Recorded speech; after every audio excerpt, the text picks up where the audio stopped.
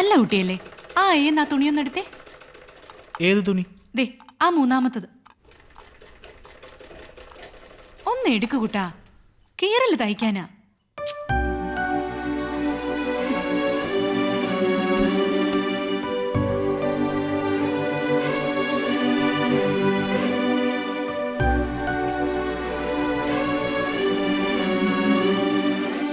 വിളിച്ചമറിയാതെ മാറി നിൽക്ക് പപ്പു.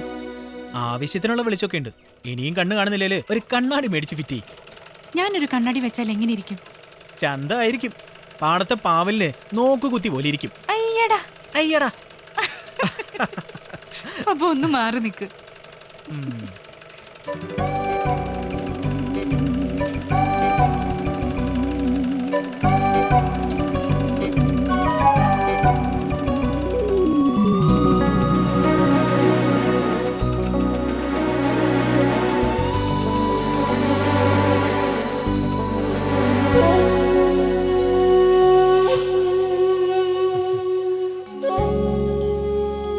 അല്ല, ഞാൻ ഈ മെഷീൻ ചവിട്ടുന്ന എങ്ങനെയാന്ന് കണ്ടു പഠിക്കുമായിരുന്നു.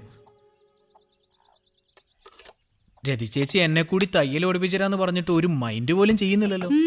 എന്തിന്? തയ്യൽ പഠിച്ചിട്ട് ടൈലറിംഗ് ഷോപ്പ് തുടങ്ങാൻ പോവാണോ? ഓ, അങ്ങനെ ചിരിക്കൊന്നും വേണ്ട.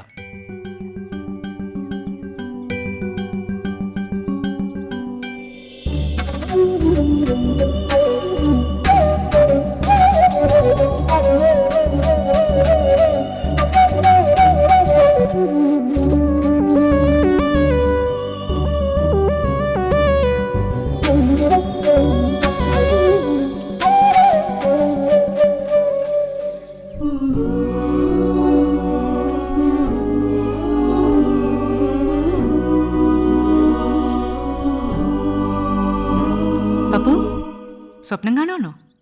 അല്ല, ചെറുപ്പത്തിലെ എന്റെ ആശ ആരാകാനായിരുന്നു എന്നറിയോ? ഒരു തയ്യൽക്കാരനാവാൻ. ചെറുപ്പത്തിലോ? ആ. അപ്പോ ഇപ്പൊ എന്താ ആശ? ഞാൻ പേടിച്ചുപോയി.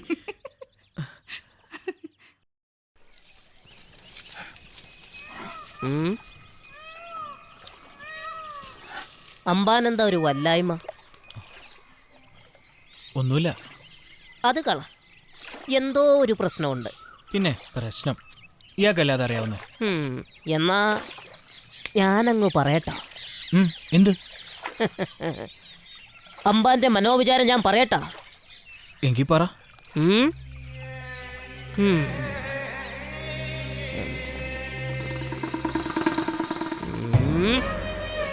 സത്യം സത്യമാണെങ്കിൽ സംഗതി ഏക്കണം. ഒരു പെണ്ണ് കാരണമുള്ള മനോവിചാരല്ലേ അമ്പാന്? നേരാണോ? നേരാണേ നേരാണെന്ന് പറഞ്ഞോണം, അല്ലേ ദോഷം വരുവേ. ഏതാ പെണ്ണ്? ഒരു പെണ്ണ്?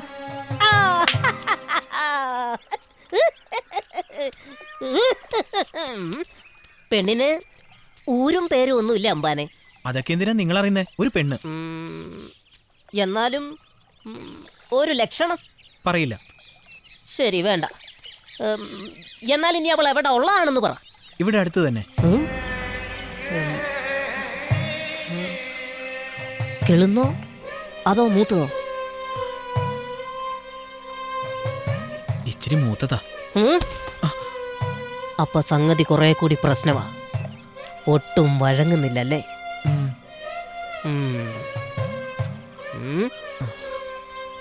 വഴിയുണ്ട്, അമ്പാൻ ആശങ്കപ്പെടണ്ട. ശരിക്കും? എന്തായാലും വഴിയുണ്ട്. എന്തു വഴി? അമ്പാൻ വാ. എന്തു വഴി? പറയാം, വാ. ദാ, ഇവൻ ഇതുപോലെ എന്തെല്ലാം പെണ്ണു പ്രശ്നങ്ങൾ ഇക്കണ്ട കാലത്തിനിടയിൽ കണ്ടിരിക്കുന്നു, കേട്ടിരിക്കുന്നു. എല്ലാത്തിനും പരിഹാരം ഉണ്ടാക്കിയിട്ടുമുണ്ട്. ഐശ്വര്യമായിട്ടൊരു 10 രൂപ ഇട്ട് പ്രാർത്ഥിച്ചോളൂ. പ്രാർത്ഥിച്ചോ. 2 രൂപയുള്ളൂ. ഉള്ള ഇട്. വശീകരണ സ്വാഹ സ്വാഹ.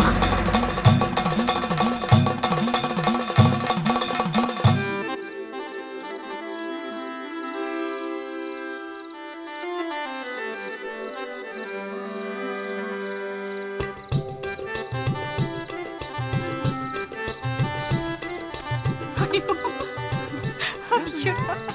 ഈ ഗോവിന്ദനെ കണ്ടോ? എന്താ നമ്മുടെ കെട്ടിയോ ഇപ്പോഴും പേർഷ്യ തന്നെ അല്ലയോ? നീ നീ ഏതാടി കൊച്ചേ? നമ്മുടെ നാരായണി അമ്മയുടെ? അതെ അതെ. ആ അങ്ങനെ പറ. പണ്ടത്തെ പോലെ കണ്ണൊന്നും പറ്റുന്നില്ല. നിന്റെ കല്യാണമൊക്കെ കഴിഞ്ഞോടി മോളെ? ഇല്ല അമ്മാവാ. ആഹാ, അത് പറ.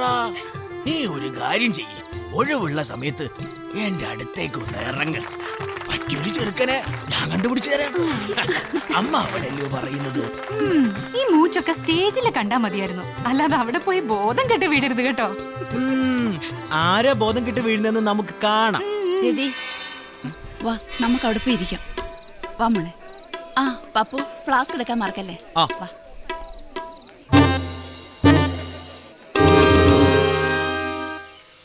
ആ നിന്റെ അമ്മ ഒരുങ്ങി നിക്കുവാന്നോ? അമ്പലത്തിലോട്ട് ഒരുമിച്ച് പോവാന്ന് പറഞ്ഞായിരുന്നു. ആ അമ്മ വീട്ടിലുണ്ട്. ആഹാ, അതെ, രതി ചേച്ചി ഉണ്ടോ? അപ്പുറത്തുണ്ടടാ, ചെല്ല്.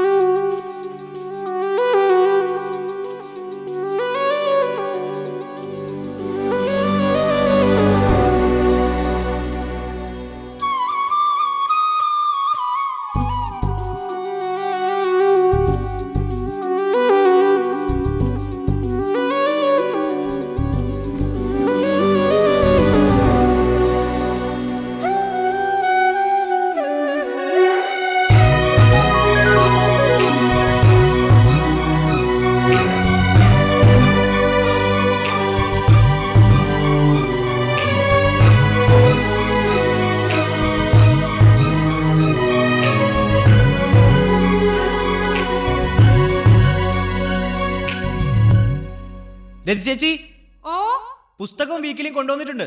അവിടെ വെച്ചോളൂ. എന്നാ ഞാൻ പോട്ടെ. ശരി.